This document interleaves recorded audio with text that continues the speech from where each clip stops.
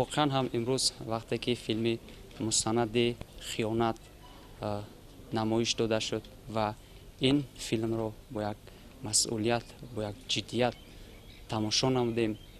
بعد از تماشای این فیلم یعنی عیان گردید که امروز خیانت های رهبر حزب نهضت اسلام محی‌الدین کبیری نسبت دولت و ملت خویش می باشد. واقعا هم این محی‌الدین کبیری دین، ملت و مذهب ندارد. حتی در وجودش در قلبش حسی بلند وطن دوستی نیست. اگر حسی بلند وطن دوستی می بود هیچگاه خیانت به دولت نمیکرد.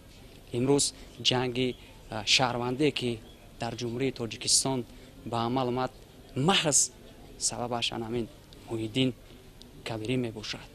امروز ما جوانان زاده استقلال یعنی درک کردیم و میدونیم هیچگاه فریفته چنین گروه های نهضتی نخواهیم شد. زیرا امروز این گروه های نهضتی در شبکه های اجتماعی اینترنت میخواهند جوانان را به دام خویش کشند.